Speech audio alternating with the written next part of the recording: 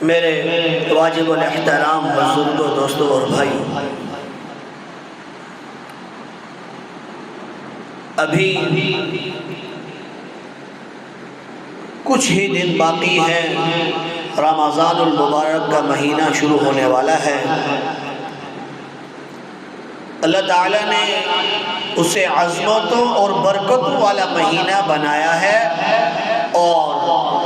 حقیقت یہ ہے کہ 11 ماہ انسان دنیا کے دھندوں اور مال کمانے کے چکر میں لگا رہتا ہے، جس سے اس کے دل پر غفلت کے پردے پڑ جاتے ہیں۔ اللہ تعالیٰ نے یہ مہینہ عطا کیا تاکہ انسان اس غفلت کو دور کر کے اپنی پیدائش کی جو اصل مقصد ہے وَمَا خَلَقْتُ الْجِنَّ وَالْإِنسَ إِلَّا لِيَعْبُدُونَ کی طرف متوجہ ہو جائے۔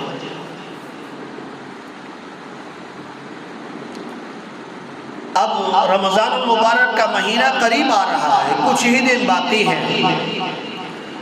تو ہم نے رمضان المبارک کا استقبال کرنا ہے، اور اصل استقبال یہ ہے کہ ہم اپنی تمام مصروفیات کو کم کر کے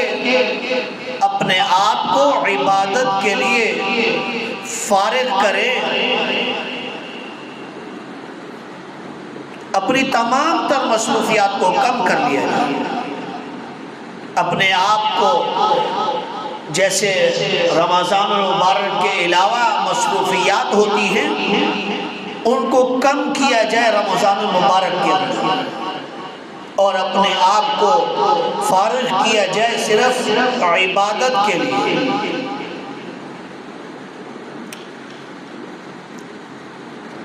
اس مہینے میں روزے کے مقصد اصلی جو ہے وہ ہے تقوی اختیار کرنا، تقوی اختیار کرنے کا پکا عزم کیا جائے، اور ابھی سے اپنے گناہوں سے سچے دل سے توبہ کی اور استغفار کیا جائے، اور عہد کیا جائے کہ یہ پورا مہینہ بالخصوص اور اس کے بعد جتنی بھی زندگی باقی ہے بالعموم گناہوں سے بچتے ہوئے گزاروں گا۔ چونکہ رمضان المبارک کا مہینہ بے حد عزتوں اور عظمتوں والا ہے، اسی لیے اس کی عظمت، مرتبت اور قدر و منزلت کا احساس دل و دماغ میں بٹھا لینا چاہیے، تاکہ اس ماہ کے آنے پر ہم غفلت، سستی اور بے توجہی نہ ہو، ایسا نہ ہو کہ یہ قیمتی دولت ہمارے ہاتھوں سے نکل جائے اور بعد میں ہم ہاتھ ملتے رہ جائیں۔ حلال رزق کے حصول کا اہتمام اس طریقے سے کیا جائے کہ ہماری کمائی میں حرام کا ایک پیسہ بھی شامل نہ ہو پائے۔ یاد رکھیں،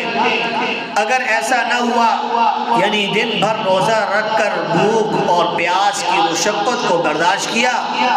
اور رات کو جب افطار کا ٹائم ہوا تو ہم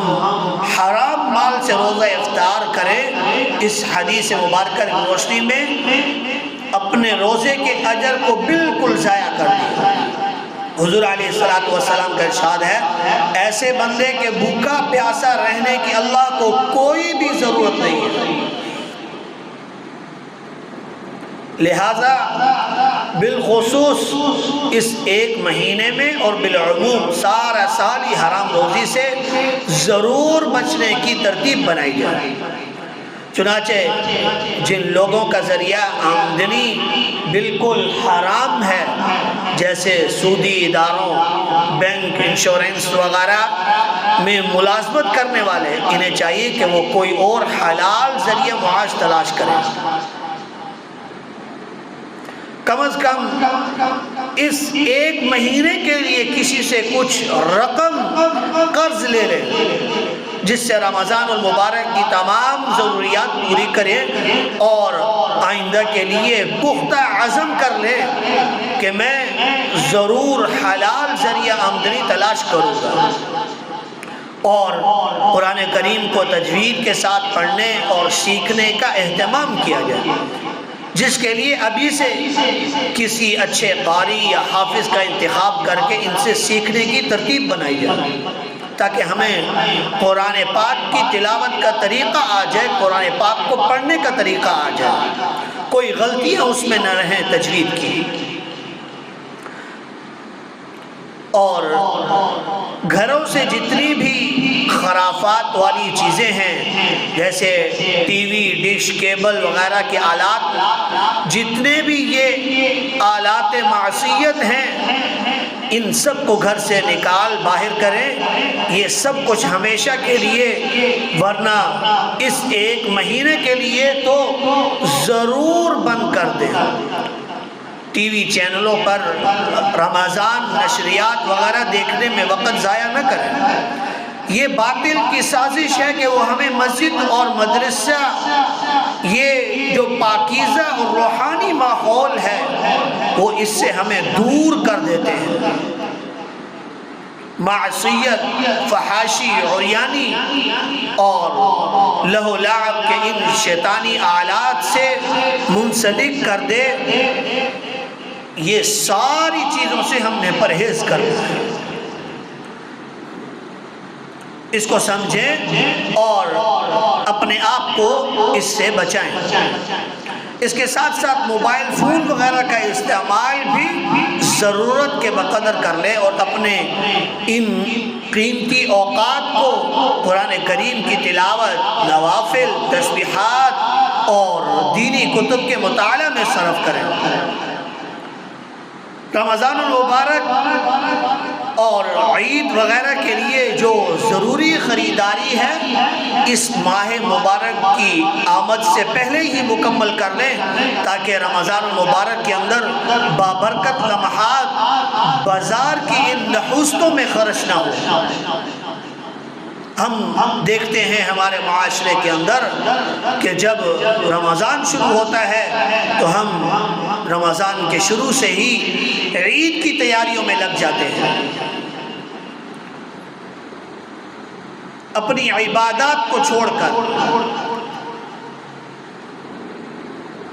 عید کی تیاریاں ہم نے رمضان کے اندر نہیں کرنی، بلکہ رمضان المبارک سے پہلے کرنی ہے۔ اپنے آپ کو رمضان المبارک کے لیے بالکل فارغ کرنا ہے۔ اور یہ کاروباری حضرات اپنے آپ کو کسی بھی شے کی ذخیرہ اندوزی سے بچائیں۔ رزق و معاش کی تنگی کے ان موجودہ احوال میں اپنے مسلمان بھائیوں کی مجبوریوں سے فائدہ نہ اٹھائیں۔ دیکھا ہوگا جب رمضان المبارک کا مہینہ قریب آتا ہے تو تاجر حضرات ذخیرہ اندوزی شروع کر دیتے ہیں کہ رمضان المبارک کے اندر یہ چیز مہنگی کر کے بیچیں گے۔ غریب مسلمان اور روزہ داروں کی مجبوری سے فائدہ نہ اٹھاؤ۔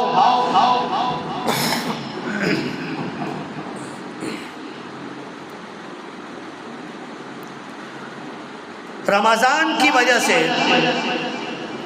چیزوں کی قیمتوں میں اضافہ نہ کیا کریں۔ رمضان المبارک کی آمد سے پہلے ہی اپنے گھر کا مالی بجٹ مرتب کریں، اخراجات کی تفصیل لکھیں، پھر اس میں جتنی کمی کرنا ممکن ہو کر لیں، اور پھر اپنے عزیز و اقارب اور پڑوس میں بسنے والے جتنے بھی پڑوس والے مسلمان ہیں ان بھائیوں کی بھی مدد کریں جا کے، کیونکہ ہمارے معاشرے میں ایسے سفید پوش مسلمان بستے ہیں جو کسی کے سامنے ہاتھ نہیں پھیلاتے ہیں۔ اسی لیے اپنے عزیز و اقارب، اپنے پڑوسیوں میں، اپنے محلے میں، اپنے علاقے میں دیکھنا چاہیے کہ کوئی سفید پوش مسلمان بھائی تو نہیں ہے، چپکے سے جا کر اس کی مدد کریں۔ اور عورتوں کو چاہیے کہ گھر کے جملہ امور جو رمضان المبارک سے پہلے سر انجام دینا ممکن ہو، انہیں بھی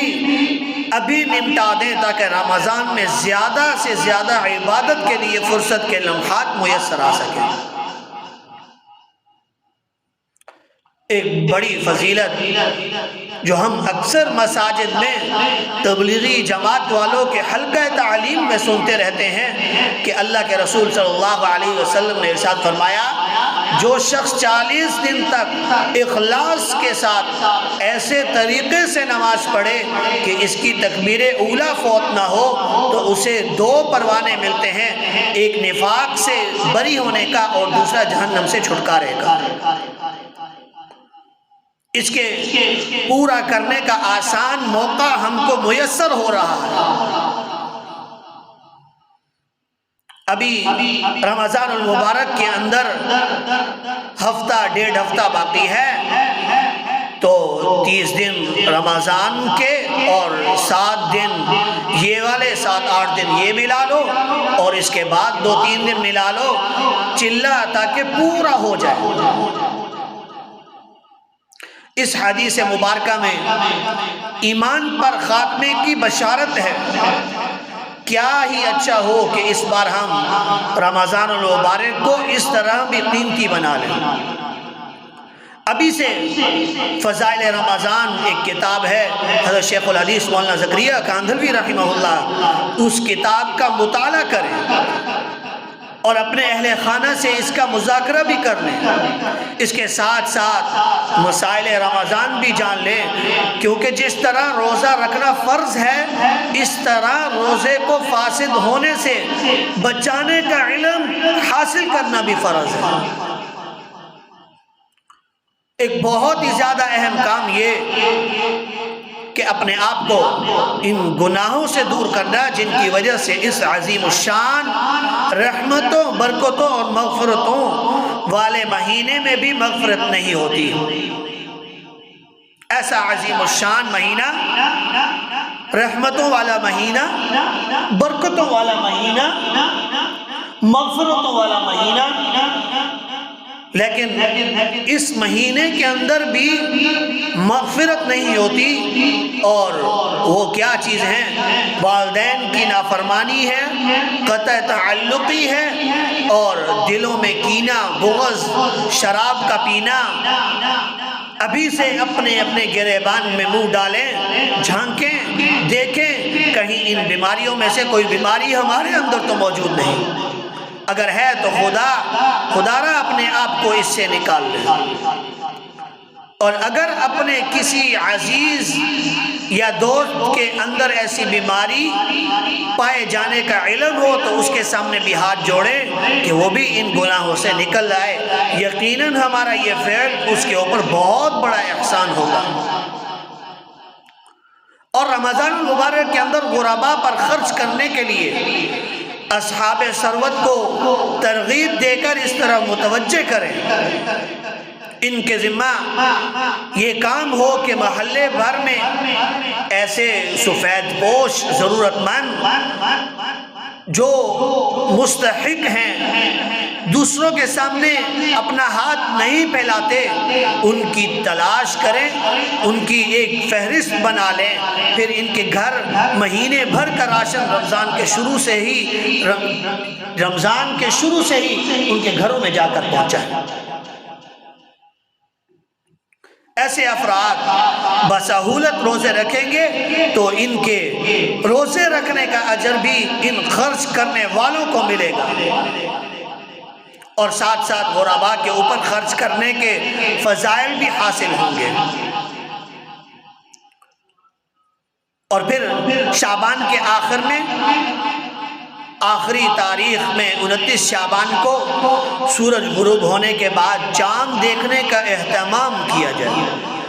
کیونکہ چاند کی تاریخ یاد رکھنا فرض کفایہ ہے، اور خود حضور صلی اللہ علیہ وسلم رمضان مبارک کے اہتمام کی وجہ سے شعبان کا چاند دیکھنے اور اس کی تاریخیں یاد رکھنے کا خاص اہتمام فرماتے تھے۔ جو کچھ کہا سنا گیا، اللہ رب العزت مجھے آپ کو اس پر عمل کرنے کرنے کی توفیق نصیب فرمائے اور رمضان المبارک کا اچھے طریقے سے بہتر طریقے سے استقبال کرنے کی توفیق نصیب فرمائے۔ وآخر دعوانا الحمدللہ رب العالمین۔